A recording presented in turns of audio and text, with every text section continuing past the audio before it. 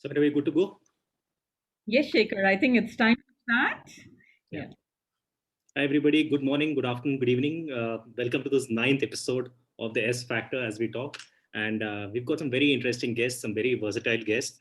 And as we talk, we've got Samira Fernandez here with us. We've got the wonderful Bhaskar Rao here with us. We've got Ian Faria, and we've also got Sammy here with us. And this is going to be a very interesting discussion on conscious leadership. And we are extremely honored and extremely privileged with all our wonderful guests who've come in today. And we want to start on time because it's very important. Samira, over to you. Yes, welcome to the S Factor. And this show is all about deliberating and discussing with thought leaders on various initiatives that are really taking center stage in a world that is filled with disruptions. But I should tell you that, sometimes in life, things disrupt for the better. And these are like positive disruptions which make a difference in our world. And I think that is what is happening at the moment. We are in a world and redefining success, redefining everything that is important in our lives. And as we say that, we have very three notable, eminent personalities with us today. And may I request my co host, Shekhar Vijayan, to do the introductions? Thank you, Samira. Thank you so much for that warm note and that inspirational note. I've got, like I said, we've got some very interesting people here, and I want to start with Mr. Bhaskar. So before I start, I have to tell you this, sir. One of your friends called me up and told me it's really nice to know that Mr. Bhaskar is coming on your show. His name is Satya Sankaran, and he's a bicycle mayor. I think Bhaskar sir's screen is frozen, I think, as we talk.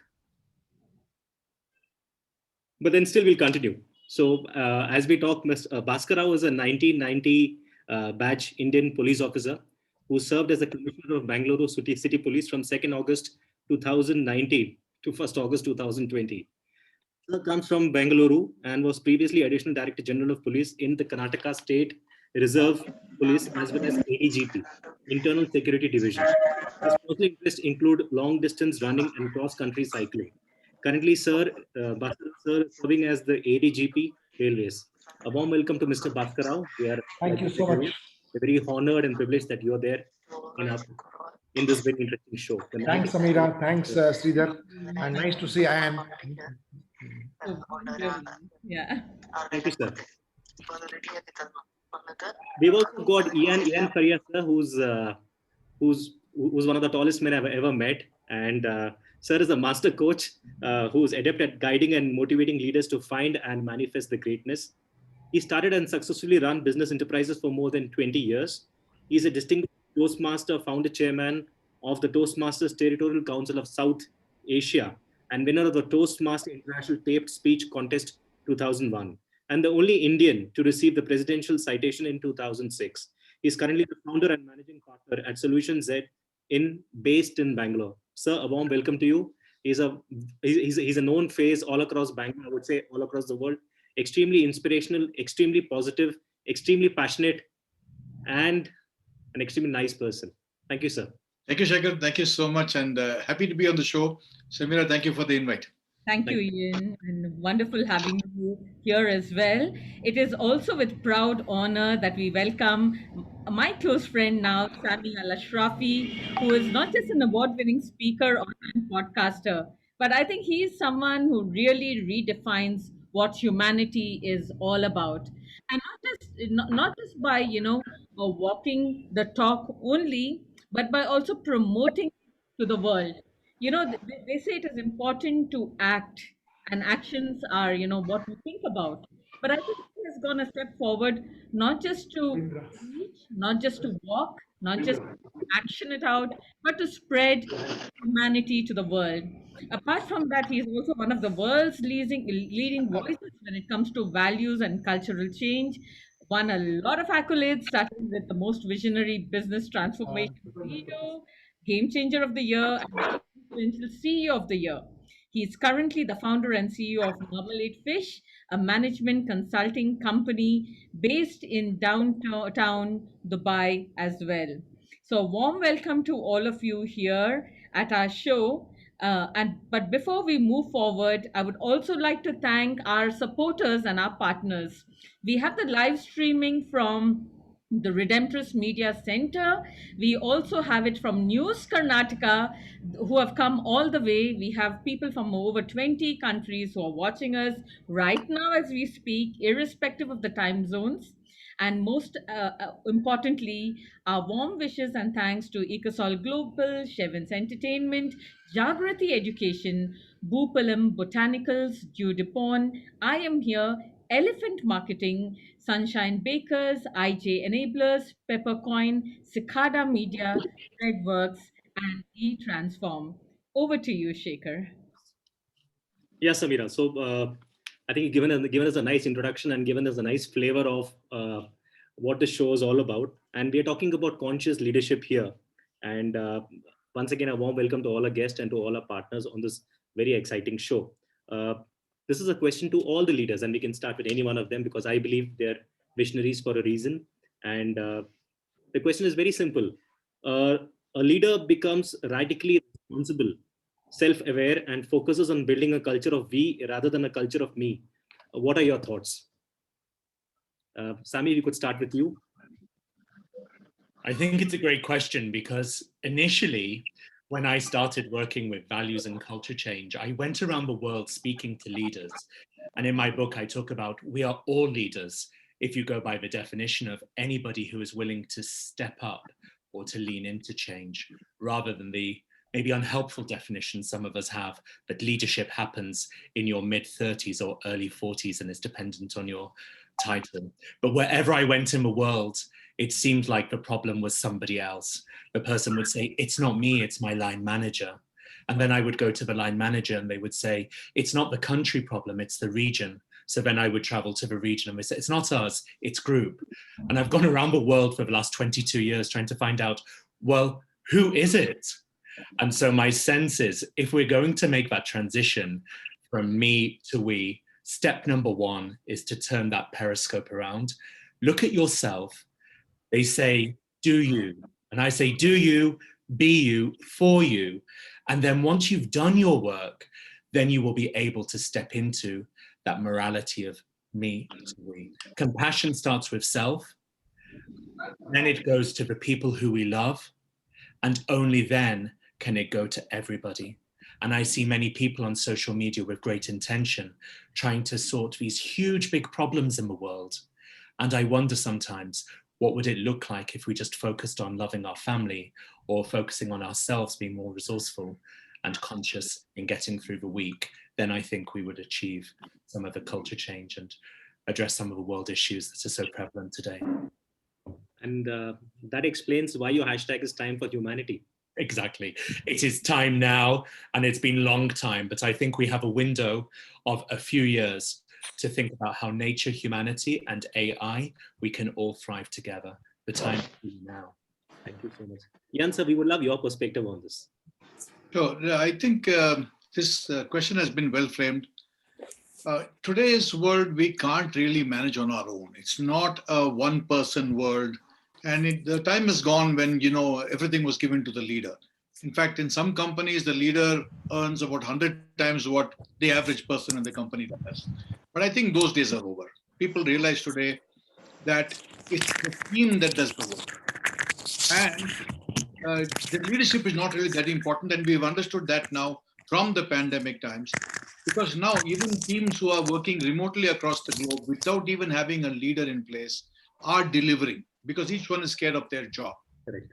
So I'm actually in the process of publishing a book on leadership post-COVID, and it's an India-centric leadership book. And one of the things that I'm covering is that you have to be inclusive. You have to take the whole team along. Decision-making also has to become multidimensional. You can't just take unilateral decisions anymore. Enough of the big leaders, tall leaders, including Jack Welch, have made major decisions, and some of them were really erroneous. So today it's the time for a we kind of group think, group action, and I don't think the I leader will work anymore. I think it has to be we, all of us are leaders. And I reflect what Sammy just said. It's really nice, all of us are used to passing the buck. Now, when all of us take a decision, where's the buck to pass? So I feel time has come for we leadership.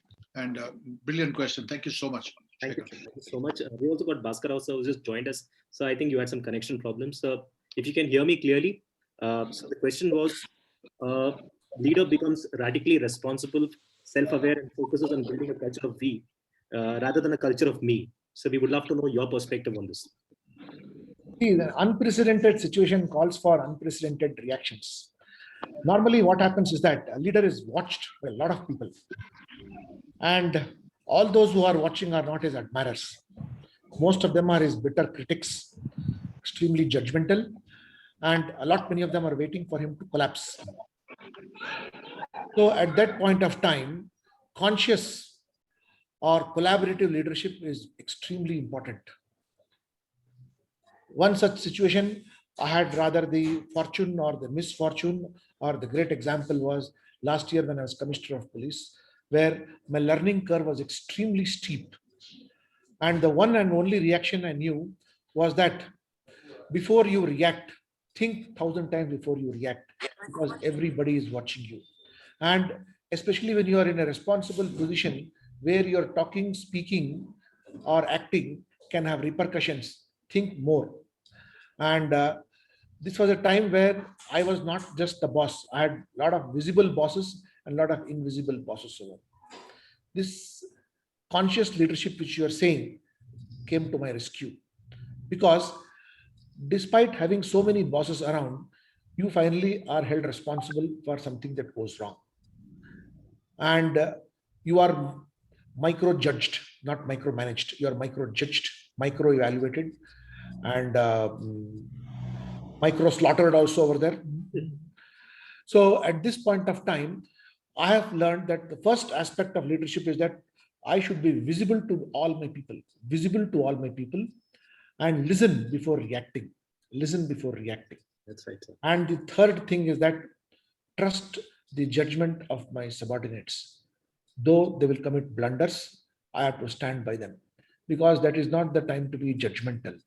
And I have to be conscious of the entire situation, not the blunders committed by small people over there. If a blunder committed by a small people can be covered up or by all of us, there is no point in wasting time in yelling at him or shouting at him or trying to correct him or teach him over there. The rest of the collective should take over to see that it is ameliorated over there. Then the fourth point is, in conscious leadership, I have seen that it has to be extremely collaborative, because in a new situation like this, as Anne was pointing out, I could hear him, nobody knows how to react, but everybody wants to be relevant also. Correct. And in the quest of becoming relevant, people end up making mistakes or other saying inappropriate things. And there are a lot of people who may not be able to do something important, but they will be quick to react to irrelevant things and make their relevance. So we have to be very careful of such kind of people over there. And such kind of people are plenty in number, because they are the ones who are ready to pull you down over there. So when you are in a position where all the spotlights are on you, and you don't even know how others are reacting, because everybody is in the dark and everybody can see you and you can't see anybody. But suddenly you can only feel your collapse, just that's all. Your imminent collapse you see over there.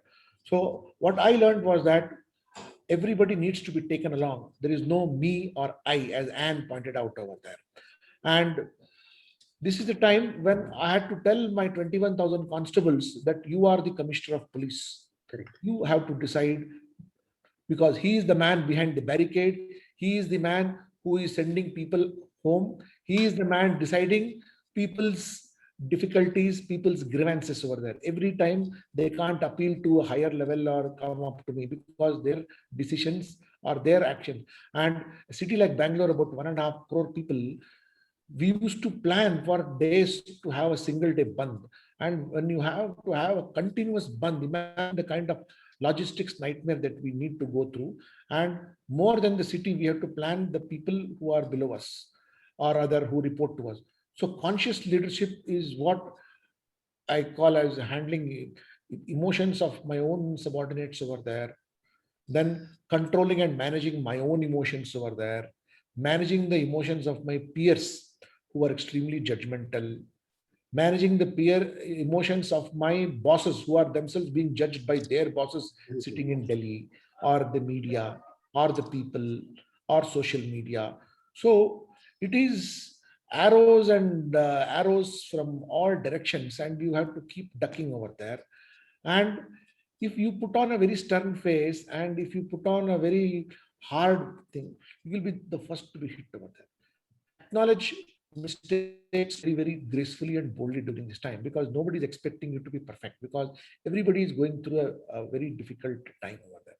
So these are just a few of my reactions. I'm sure a lot of others have got to lot to contribute. Thank you. Thank you, sir. Sir, I must tell you this, not just Bangalore, but the entire India loves you for the kind of work you did last year, sir, and even now as we talk. Sir, Thank you, sir. while we lost you a bit earlier, I have to tell you this, sir. One of your friends, Satya Sankran, had called me and told me that it's nice to know that Bhaskar Rao is coming on your show. I had done a show with Satya Sankran, I think a couple of years back, where you had come in, and I know you're an avid cyclist, sir. So I think we are honored to have you on this show. Thank you so much. As regards cycling is concerned, I must quickly tell this to you. We did two major rides in Karnataka. We brought our men cyclists from Bidar to Bangalore, covering all the districts, 1750 kilometers. And we decided to be totally independent. We never wanted to depend on local police. And this was Karnataka State Reserve Police, which I was heading. And I was heading at a time when the number of suicides were very high, depressions were very high, and divorces were very high, and parental abuse was very high amongst us. Abuse of children was very high. So we had to bring about a family situation. So the best way is face a bigger challenge than the small challenges that you are facing over there. So we did the cycling, and the next cycling which we did was for only women from Belgaum to Bangalore, in which my wife also participated, and we had 4 women IAS officers also participated. So that is briefly cycling. The rest of the cycling we can discuss offline. Thank you. Thank you, sir. Thank you so much. Samira, over to you. Yes, I think that was really wonderful to hear that, so much is being done to combat certain prevailing challenges that our community currently faces. And keeping that in mind, with the current situation, the new normal, my question to you all is, leadership has now taken a new path of its own. We're looking at collaborative leadership, we're looking at participative, we're looking at inspirational leadership, which you all are known for. But what, according to you, works in the prevailing situation? Keeping in mind the barrage of external influences, internal influences, like what Mr. Bhaskar Rao just now said. Apart from him doing his job, he has so many other things that he needs to look at the same time. So, my question to you is, from your perspective, what works? What really does work? And I would like to start by asking Sammy, can you address this, please? Thank you. I think it's a build on what Bhaskar Rao sir just said. In the old days, there was a perception that leadership was about having opinions. And in transactional analysis, there is a parent, adult, child. And the dynamic I saw was very parent-child. Leader believed he or she needed to give opinions by nature of a role, and the employee looked up to the leader in order to receive their opinions. But the world has changed, and this unhelpful parent-child dynamic in leadership is shifting to what we call adult-adult. And what's working particularly well in these times are leaders who are adopting a stance more of a facilitator guide. We're all heading towards a destination which is bigger than us. Before, we might have been inclined to push people forwards or sometimes drag people with us, but we're moving the dynamic to standing by people and as a facilitator, coach, guide on the journey, pulling more than pushing, asking for insights. As was mentioned, creating a little bit of space between what we call stimulus and response. Typically in the old days, stimulus or trigger would produce a reaction. And now what we're realizing is, instead of reacting, there is a space that exists between those concepts, and then we can choose our response. Responsibility is the ability to choose a response. If you ask questions, does anyone have anything to say?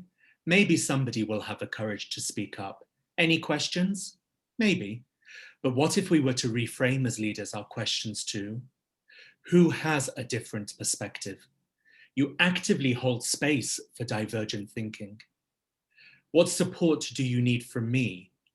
When you ask those power questions, people start to step into their power, and that's how you become more successful.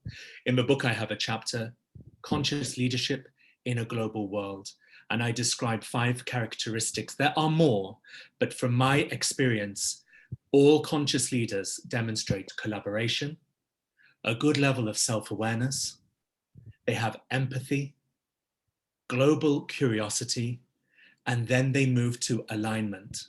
And alignment does not mean everybody agreeing.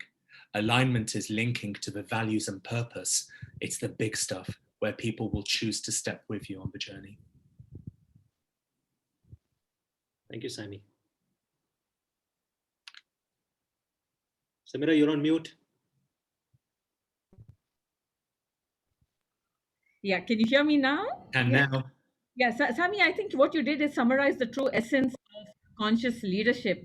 And wonderful to know that this has taken precedence already through your book and you have addressed this. Well, I would like to now ask Ian. Ian, let's start with the Bangalore community. You're so active, participatory. You are a magnet to everyone who is looking at a positive influence in their life.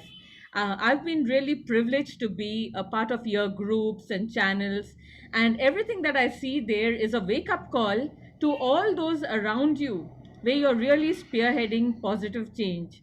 So I just want to ask you, Ian, being a true leader and a role model for the community at large, where do you see the challenges in the current system? And what are the top areas that you need to obviously address? Over to you. Sure. Thanks very much, Samira. That was a brilliantly framed question again. I'm going to lead off from where Bhaskar Rao actually left us. Even a person of his caliber, his stature, as the commissioner of police has to think, what are people going to say? What are my peers going to think? What are my bosses going to think? And let me tell you, one cannot function in this post-pandemic world with fear. And therefore, proactively, I started this whole thing of, let's start to build positivity. Let's start to build a feeling of confidence that, we can do it. And this is where I come from. I'm saying if that fear is not removed, our decision-making is going to be flawed. Fear operates from the reptilian brain, the earliest primal brain of ours, but our decision-making is from our highest brain. It's from the primate brain. So we have to start to change things. And collaboration also happens from the mammalian brain into the primate brain or the logical brain. You have to bring in both these higher brains into play. And that will happen only when we trust each other, when we are not fearful that somebody is going to judge us. And I think we have to empower people. I loved what Bhaskar Rao said. He said, even his constables were told, think like a commissioner. In the corporate world, we say, think like your owner. When I walk into a company like Cisco, I don't think I'm an external vendor. I think I'm the owner of it. I think I'm Chuck Roberts. What's the problem? It's a mindset issue. So you have to now start to expand mind space, and you have to be able to take those decisions. I have a lot of attributes of leadership, which I'm talking about in my book, but I'm going to say this. If you're not positive in your decision-making, all of life is going to look negative to you, and you're always going to look for flaws, people to blame, making excuses, and that will not cut ice in today's world. So we have to be able to take responsibility, and some things are going to go wrong. Learn from that, fail fast, move on to the next thing. That's what I would like to say. Wonderful, very inspiring. And let me now move on to Mr. Bhaskar Rao. As the former police commissioner, what we really love about you is you have let people, take charge along with you, giving them responsibilities, accountability, making them involved, grooming them into potential leaders. My question to you is, what has been your experience in doing that? Has it backtracked you in any way, or do you feel that you've been able to take people forward with a similar mindset? What are the pros and cons of creating such an atmosphere of leadership, uh, also keeping in mind conscious leadership? Thank Is you. that the future of thinking? Samira, there is a saying in Bhagavad Gita, Dhairyam Sarvatra Sadhanam, courage achieves everything. So what I told earlier in pursuance of what you have asked now, and as what Anne also mentioned, see, if there is no courage, there cannot be any action. And if there is no action, there is less of positivity. Otherwise, you become fatalistic and start accepting things the way it is being thrown at you. Given such a situation, you have to first show extreme courage, because results have to come only from you. Results cannot come from invisible bosses or hidden bosses who only are there to take credit and who are ready to slaughter you. And there are a lot of other people who are waiting to take your position and say that I can do a better job over here. So such is the condition over there. Here, in collaborating, you have to make a lion out of a goat and tell him that yes, you can do it. You go ahead, I'm there behind you. Come whatever, I will take care of your mistakes. You go ahead, you charge, I'm with you. And I have to genuinely be behind him. Number of times I have seen my people have overreacted to a situation, though I keep telling them, don't overreact, don't overreact. But in their quest to bring a situation under their control or to bring things to normalcy, they end up overreacting over there. And all that overreacting is also in public interest. So I know that as long as there is no personal agenda in overreacting, yes, our people have overreacted. They have beaten up people over there. They have been high-handed. But when you listen to the other story, because the media tells you a story where the police have wronged someone terribly, but you look back and see that they have been provoked to behave like that. I know it is wrong. I know 100% at my personal level, I know it is wrong. But if I let him down, all his peers are watching how I react to this. So if I punish him publicly, I am sending a message to everyone not to be courageous, not to be bold. So I have to tell him in the four corners of my room, I have to give him a dressing down, but outside I have to tell him what a bold guy he is and what a fantastic job he has done over there. Because I cannot run the show, because I am a person who is here to ensure negativity, controlling or other restricting, but I have to do it in a positive way. The negative things, we have to do it in a positive way. So this is where we end up. And as you asked me, what are the pros and cons? Sometimes what happens is that in one set of leadership, you build so much of courage. If there is change of leadership, if that person again starts behaving like that, the other leader may not appreciate. There is every likelihood that he may get into a problem, because most often I have seen both within the police and outside, people like to be surrounded by those who give them confidence. Instead of a leader giving confidence to others, the subordinates end up giving confidence. Sir, what a great guy you are. You look so nice. You are so good. And a lot of people want that.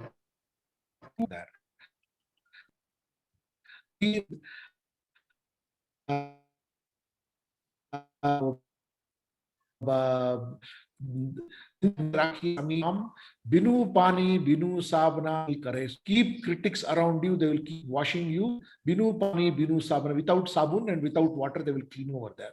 So it needs a lot of moral, mental strength to have critics around you. Yes, we love to have people. Once in a way, it is nice to be appreciated. But when you're sitting on a leadership pedestal over there, everybody wants to talk sweet to you, and they are misleading you. They are telling you, totally misleading you. And most leaders I have seen in my 32 years of professional life, politicians, businessmen, IAS officers, police officers, and subordinate officers have met their grave. You want to finish off somebody, do it so beautifully with appreciation that they will dig their own grave.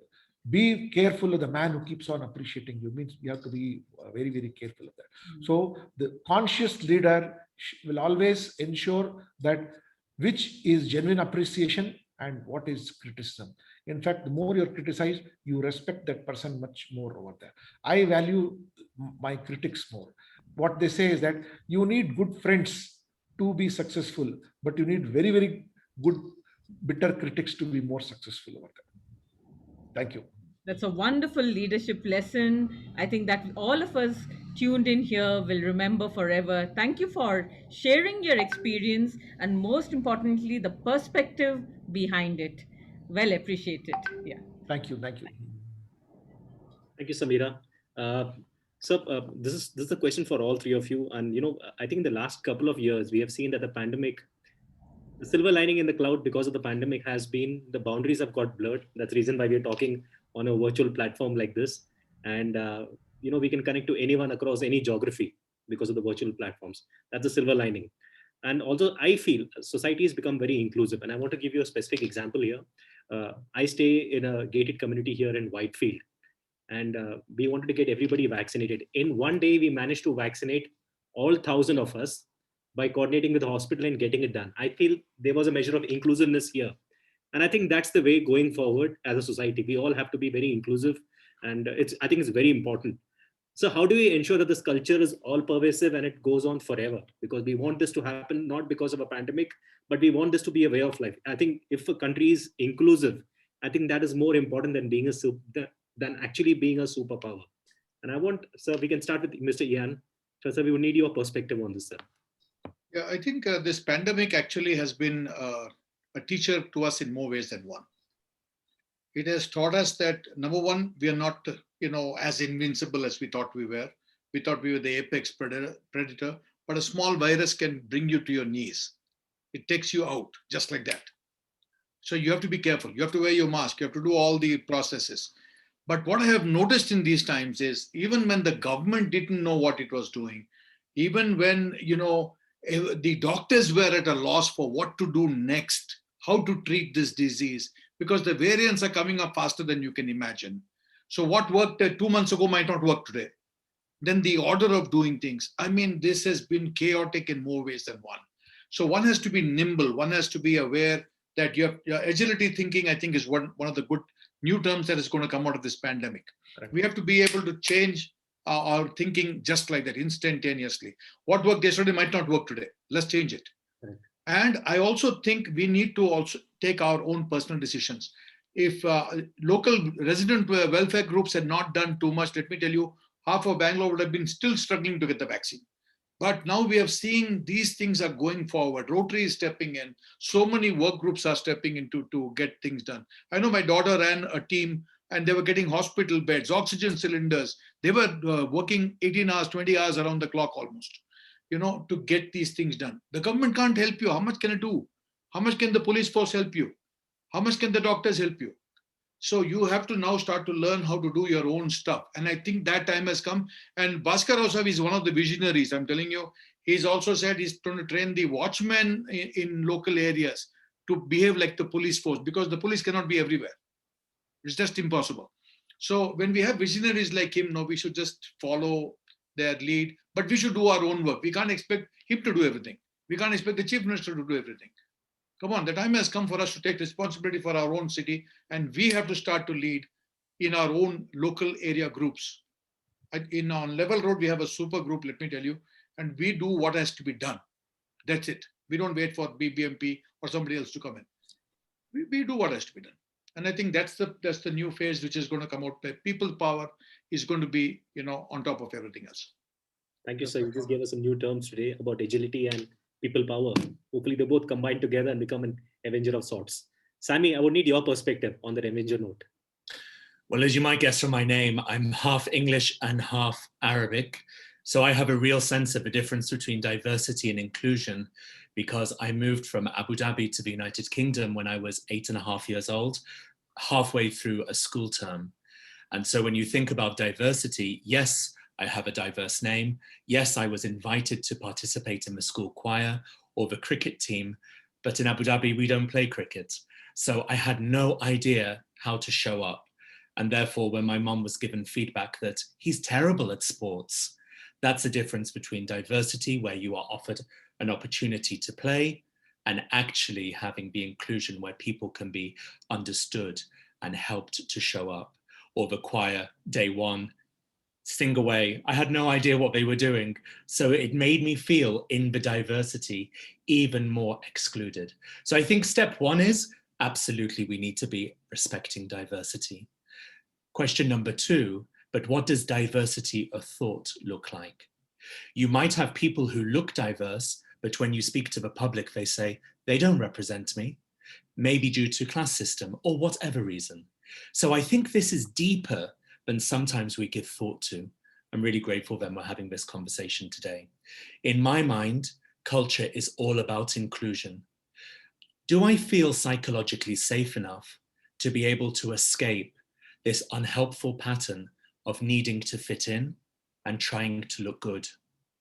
If I do my work to address my personal ego, am I confident in the system that other people are going to do their work as well? If I'm able to examine my blind spots, at that stage, without judgment or consequence, people will start to speak up. And only then, when you have people comfortable to bring what I call their genius to the table, their talent, their uniqueness, is when you start to lead with humanity, which is conscious or inclusive leadership.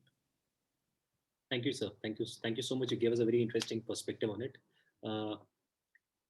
Bhaskar, also, we would need your perspective too on this too. Sami mentioned about diversity and inclusiveness. You know, Bangalore city is a huge city with 1.5 crore population. There's about 15 million population, and every state of India is represented here. And more than people from 50 countries are staying in Bangalore, carrying on their business over. So there, in fact, if you out of Singapore, if you see in Asia, this is a place where you see a lot of diversity.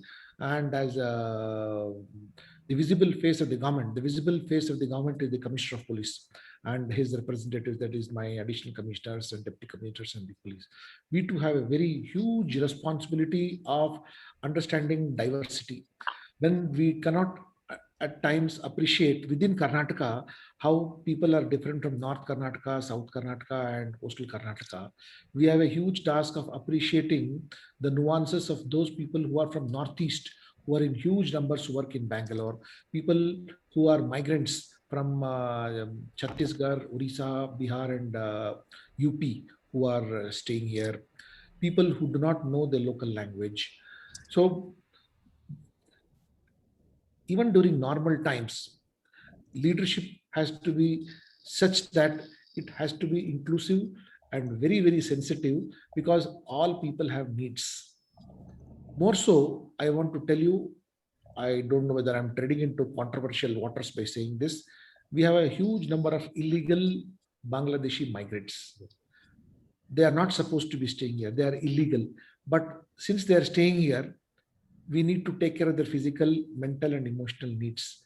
And a lot of times what has happened is that since they have grown in numbers and they have a lot of crimes amongst themselves, they fear even coming to the police station, saying, if I come to the police station, it will be known I'm a Bangladeshi, I will be deported, and they are threatened not to go to the police. So I have seen, and I have in fact, I openly mentioned that there is a huge amount of trafficking going amongst illegal migrants who are here. So we have to build a level of inclusiveness, like what Sami mentioned over there. See, when you build inclusiveness, sitting in the most powerful position, you have to make the other person feel comfortable. If I keep saying my doors are open, anybody can come and talk to me, and I got a ear for everybody. See, it is other person who has to feel that, not my saying that. When I say I love you, the person who is loved should feel that love, not me screaming and shouting, I love you, I love you. The other person should feel. Most often I have seen that as Commissioner of Police, nobody is afraid of me. Everybody could come and speak with me, but they're so scared of my additional commissioners, deputy commissioners, and inspectors over there. They said, no, sir, I can't talk to the inspector. I said, what do you mean? You mean to say I'm junior to my inspector? What you say? You are scared of your inspector? Aren't you scared of talking? So I can comfortably talk with you. So in conscious leadership, if you don't allow people whose voices cannot be heard anywhere, even if it is a corporate leadership also there, if you shut your mind, shut your ears, shut your eyes, ears, and shut your feelings, you are the one who is deprived. And whatever strategic growth path or investment or planning that you do, if the man who is going to execute it is not on the same page with you, if he is not included in your dreams, how is it that you can accomplish over there? He should have the freedom of calling you anytime you feel like. He should have the freedom of walking into your room instead of approaching somebody else. Can I see my boss? Can you put in a word to the boss? In fact, say, if you want something, talk to me directly over there. So I feel these two things, what Sammy mentioned about being inclusive and handling diversity, very, very important qualities which a conscious leader ought to have. And we all tried our best. We all tried our best. So that is the reason we were able to speak with all of them. And other thing I discovered during my interaction with my people is that it is best to do peacetime interaction. If you are friendly with people during peacetime, in wartime, same people will be very helpful to you. In wartime, if you go and ask them for help, nobody comes to help you over there, or during a crisis over there. So when the minority community organized a huge anti-CI rally with almost 2.5 lakh people, the entire state level machinery was what you say went into panic mode, that and then the right wingers were also up in arms, and then Delhi was also worried that how it going, because we already had examples of the violence which took place in Delhi, violence which took place in Mumbai and various parts of it. Because we had done our homework, because we had taken, we had an inclusive administration, we could hear everybody, talk to everybody, and people could talk to us. And we had a policy of policing in a diversified atmosphere over there. So we could seek favors when we wanted it, because we were available to them when they wanted us over there. So I feel these two things which Sammy mentioned are very, very important in running a very crucial administration. And I'm sure these are same things like what Sammy says, that he migrated from the UK to Abu Dhabi, and all wars, all misunderstandings all over the world are as a result of not being friendly during good times. We demand friendship during bad times. So nobody trusts us. In good times, if you are friendly, and if this is clear, if clarity and niceness is here, no, you don't need any brilliant strategy, thinking, or trying to be cunning and all this. Sometimes I'm telling you, I have been very foolish and stupid also over there. My foolishness, stupidity, and ignorance has paid me in the long run. And as a leader, sometimes it is not necessary for you to know everything. Some leaders say that, why have you not kept me informed? I should be informed. I should be informed. I only used to be kept myself informed as much adequately my subordinates used to. If my subordinates feel that my boss should not know this, and I happen to know about it, I used to never question why you did not tell me. Probably he felt it was not necessary, but at the back of my mind, I used to know that, okay, I have not been informed, but I think, okay, I know about this. At an appropriate time, I will not negatively react, but he felt it was his assessment. He may be right, he may be wrong, but there is no point in hounding him that he was wrong over there, because you have to be inclusive once again, looking at the larger picture over there. Thank you. Thank you, sir. I think we've got some very interesting perspectives from all three of them. Now, before Samira comes in, Samira, very quickly, for everybody who's listening in, we've got educationalists, we've got students, we've got people from all walks of life who are listening to this conversation. We're getting some very interesting comments on the message box also. But this conversation has made me think about certain words all three of them have used. They've used words like diversity, they've used words like inclusion, they've used words like, of course, leadership. If you think of any other words all the three leaders have used, please put it up in the message box, because we want to see how much have you heard, that's more important, and how much have you imbibed. And this is a conversation which is, I think, like gold dust. And sir, on a lighter note, Bhaskar, also on a lighter note, we need friends for all times, not just during war times, and at least for us. And it's always good to know the police. It's always good to know everyone around here. Samira, over to you.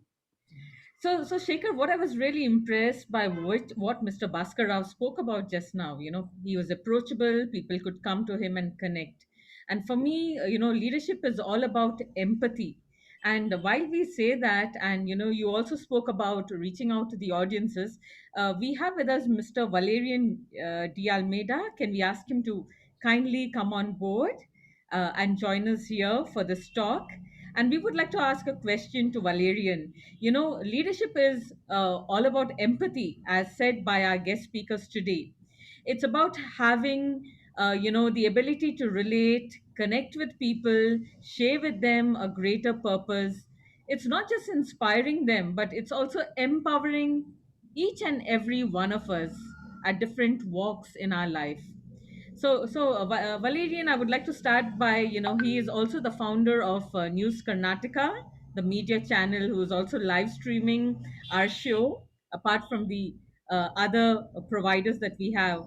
So, Valerian, how important is it to have to be kind and be compassionate in being a true leader?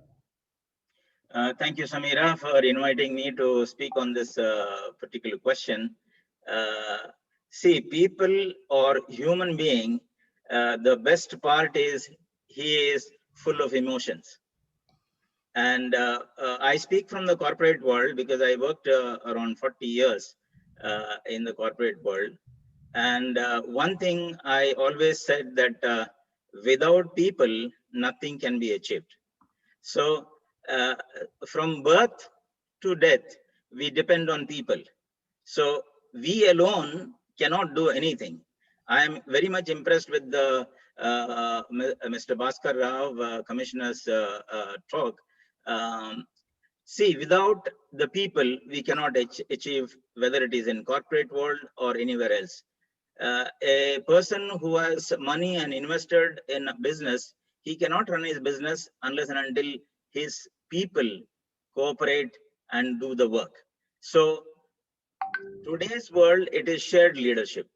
I would like to share with you the present example of Spirit Media, News Karnataka, because for the last 9 years, we have, as shareholders, we have not intervened in the day-to-day operation of the company.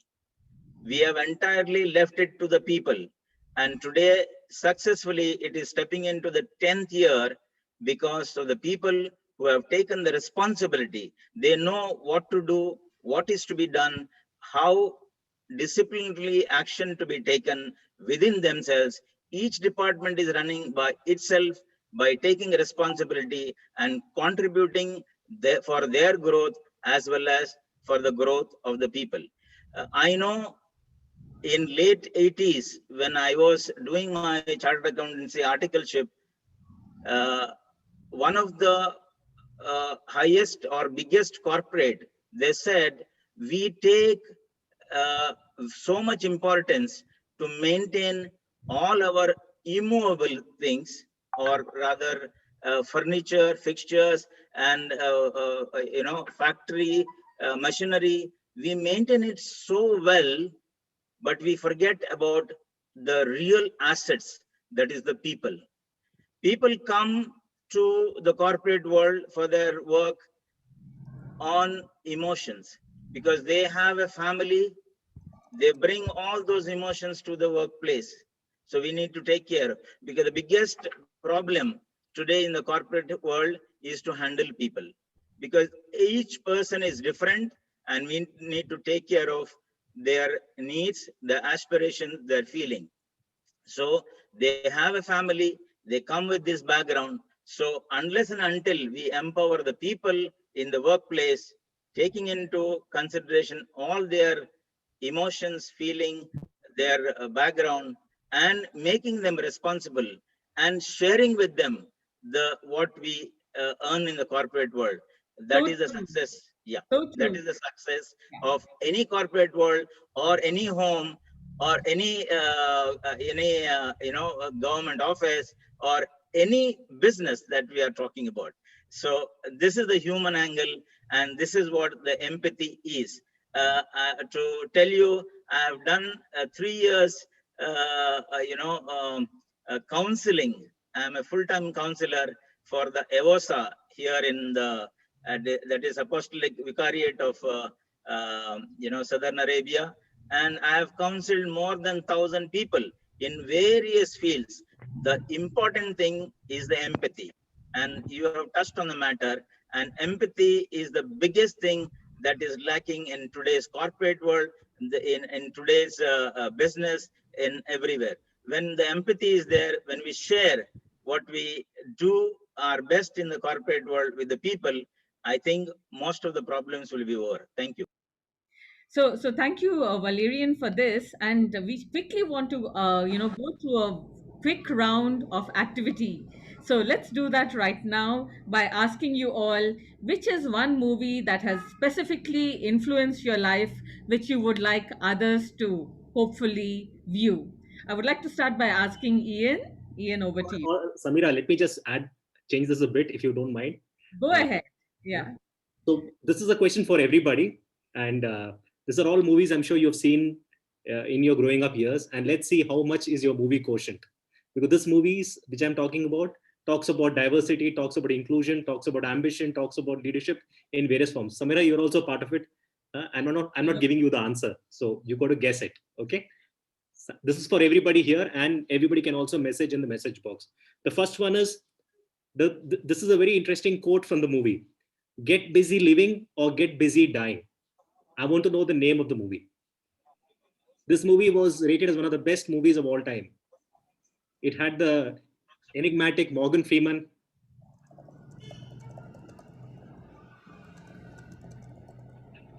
Anyone? Ian, sir? Sorry, no idea, Shikhar. Yeah. That's a conundrum for me. I'm still trying to figure it out. It's actually Shawshank Redemption. Oh, Shawshank Redemption. I saw that long time back. Yeah. So, but on that Shawshank Redemption note, like Samira was asking, any movie or any book which has really inspired you? You're asking me? Yes. Okay, I think one of the most inspiring books I have read is this book called The Power of Your Subconscious Mind. That's one. Another one is Awaken the Giant Within by Tony Robbins. The first one was by Dr. Joseph Murphy. But I think books change our life. If you come to my office, there are books and books and books. And last year I had to give away 5,000 because 5,000 books, I didn't have space in my office. And it looks like I'm going to have a similar problem this year. So yeah, I read a lot. And I think, we're looking at this leadership angle. I just want to say something quickly because I have to leave in a hurry. Earlier it was command and control was the operating factor for leaders. Command and control. I have a two-step formula. I'm going to share that with you before I quit. The first one is to motivate and to collaborate. You motivate people on individual level and collaborate with them as a group. And I think that's the new first level of guideline for leadership. Motivate and collaborate. The second level of guideline is consolidate whatever you have done and celebrate. And I think the celebration is the missing piece of the puzzle. Most of us are not celebrating our victories. Correct. Why is that? Celebrate smaller moments. So I believe consolidate. Once you have achieved something, consolidate it. Make it stronger, make it firmer. Because you don't know what's going to come tomorrow to threaten you. And celebrate. Because when we celebrate, we bring in our higher functions. The endorphins that are produced. It also builds the tribe. And man has become the apex predator because of these kind of things. So this is my closing remarks. And Samira, I'm going to have to opt out if you don't mind. Ian, motivate, collaborate, consolidate, and celebrate. Yeah. And I think and leadership is a true celebration, and you are a role model for that.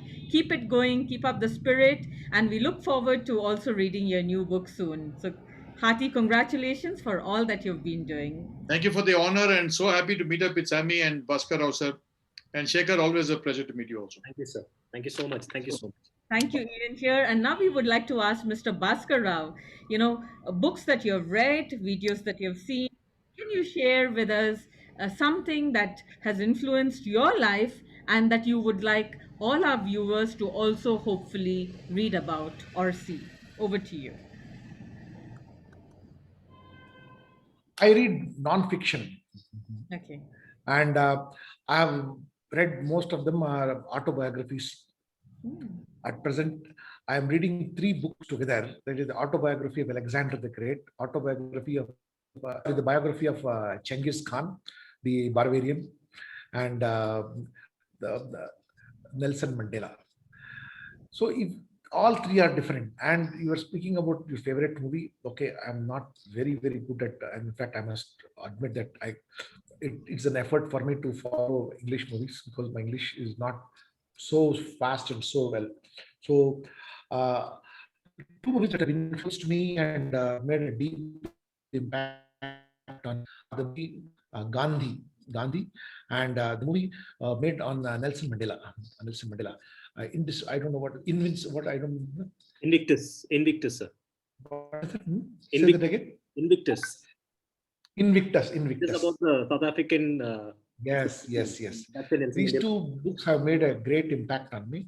And the other at present means I keep an array of books which I keep reading together. Is the story of Singapore, how Lee Kuan Yew developed Singapore from a mosquito-infested, advanced, vibrant commercial capital, and how he dealt with various challenges, how he dealt with China, how he dealt with communists, how he dealt with Tamilians, how he dealt with the trade unions, and how he dealt with their own people, and how with very, very incisive, precise, predictable, trustworthy, transparent leadership. And all this is very, very conscious leadership, because all the time he was taking a step and watching how it is being perceived over there. So leadership is simply not just being a style. You take a step and see how things are around. Then you take more step and see how things are around over there. Is it with the, are the people with you or not? Are they with you or are they not with you over there? So I find these three leaders as very, very early: Nelson Mandela, Lee Kuan Yew, and Gandhi. And as regards Gandhi is concerned, people have always said that he is a man of absolute peace. He's an absolutely non-violent person. But I have found, reading more and more of Gandhi, that Gandhi was a person who was extremely violent. There could be nobody more violent than Gandhi. And if you take up all the different movements, right from the time he entered the national independence movement till his assassination, all important incidents were sort of mentored by him, whether it is the Chauri Chaura incident, whether it's the Quit India movement, or whether you take the go back to the Crips mission. They're all means some kind of a threat. Means when you conquer fear, you become very, very violent. Gandhi had conquered fear, and as Anne was mentioning, that fear is what stops you from taking everything over there. If fear has gone, you can do anything over there. Means all the time, if you're fearing the consequences, what will people say? What will my wife say? What will my family say? What will the children say? What will my neighbors say? That is all keeps us back over there. So, but on the other hand, doesn't mean that fools rush in while angels fear to tread. That also should not be. Means calculated risks always have to be. And these three leaders have made a very deep impact on my method of working. Of course, I've always been the other books that I read was Richard Green's Power and Mastery, which has come out over there. I'm sure these are all very cliche books which all of you must have read. And Kautilya's Arthashastra. I think these are give very, very incisive things on governance. And finally, reading a book is different and practicing is different. Means I can't read a book on how to a book on swimming and become a good swimmer over there. You have to take the plunge over there. So books make a very powerful impact. And as Anne mentioned, I also as much as possible do a lot of reading. And most important, as Valerie mentioned, it is a people. If there are no people over there, all your wealth, the capital, knowledge, intelligence is of no use, because as you mentioned rightly, the corporate life is all about handling people over there, knowing their emotional needs and catering to their emotional needs. Then only they give their best over there. One size fits all, or I am always right, toe my line is not going to work over there. Real good corporate leaders has to be an extraordinary HR. Means his HR qualities should have a sixth sense about the chief of HR to see that who can do what over there. Because it is very easy to reject people, but very great challenge to get the best out of demons, rogues, rascals, and jackals and cunning people over there. In fact, they're the people who are full of talent over there. And if you can get them on your side, it is balle balle. Means things can go very well if all these villains can act like your heroes over there. That's what happened. Thank you, sir. Wonderful. So very quickly, before we move on to the audience for insights, Sammy, in a quick moment, if you can tell us, apart from your book, what should we read or see? I love that. Well, my career started at Walt Disney World. And since we were talking about rascals and villains, of course, I love Disney movies. And I've just seen the new Cruella. And what I loved about it, apart from the cinematography, was it gives you the empathetic insight into some of the things that made her show up a certain way or be perceived a certain way. There are genius for all of us if we're able to tap into it and understand we're all doing the best we can from our level of consciousness. We're all on a journey. But the other one, of course, is Cinderella. There's a line there where she says, "Have courage and be kind."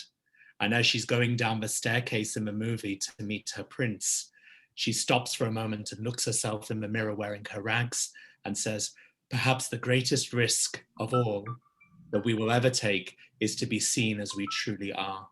But nonetheless, we invite you to take that risk." We talk about authentic leadership. In my mind, that is it, showing up for who you really are, because we're all doing the best that we can. Thank you, Sammy. Thank you so much. Now, can I get everybody on video mode, please? Everybody, if I've got a very simple activity. We just need you for a couple of minutes. So I think we have heard some very interesting perspectives from all our wonderful leaders. And, I just wanted to ask all of you this very simple quote. This is from a movie. And I want you to tell me what's the name of the movie.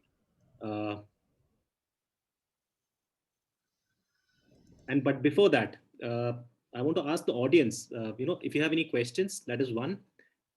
If you have anything to share.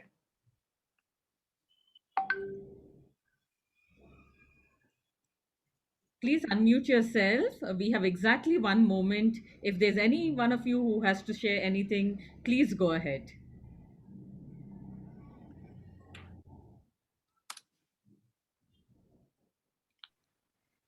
So we are receiving.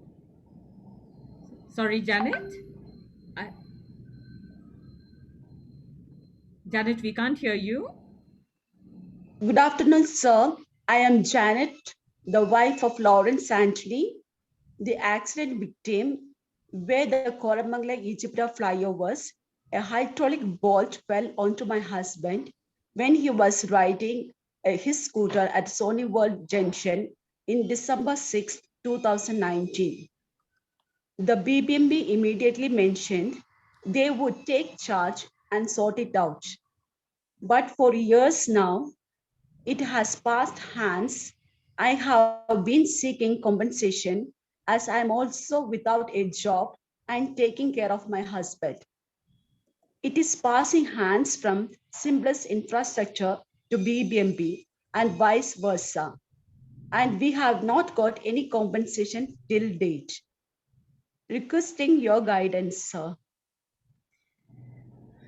Janet, thank you for sharing this. We will perhaps, give you the email contact of Mr. Bhaskar Rao, if that's fine. Please take down my number, 99809.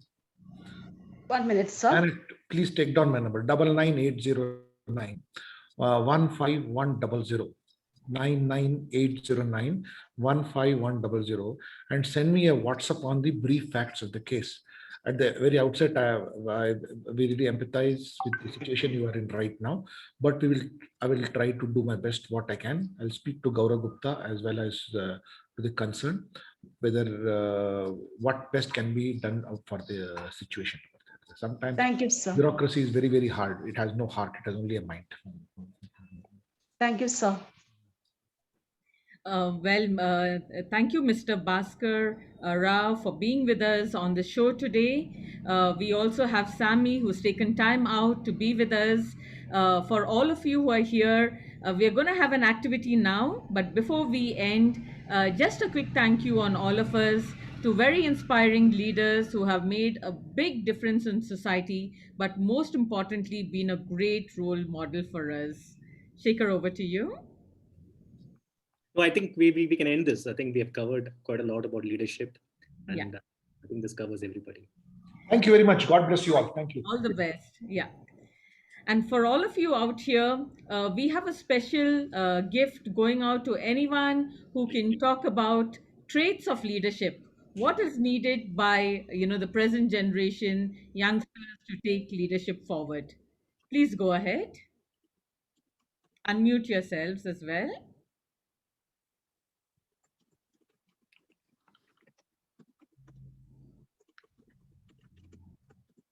I think Pearl, if I can request you to kindly unmute everyone. Yeah.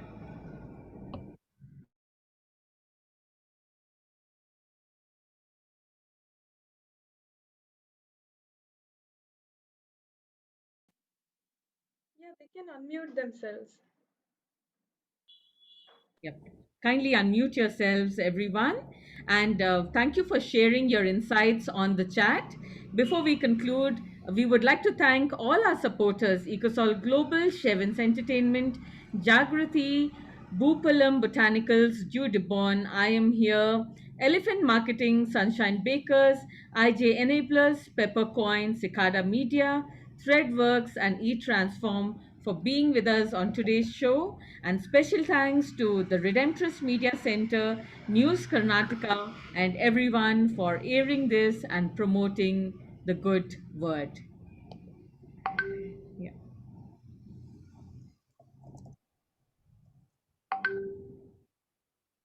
Thank you, everybody. Thank you so much. On behalf of all of us here at SFactor, this is Shekhar Vijayan and Samira signing out. Thank you. Thank you, everyone. Thank you, ma'am. Thank Thank you. you, everyone. Thank you. It was a good evening. Thank you. Thank you, We had sir. a nice time. Thank you. Continue. Thank you, ma'am. Thank you. Thank you and keep up your spirits. Thank Very you. nice meeting you all. Thank you, ma'am.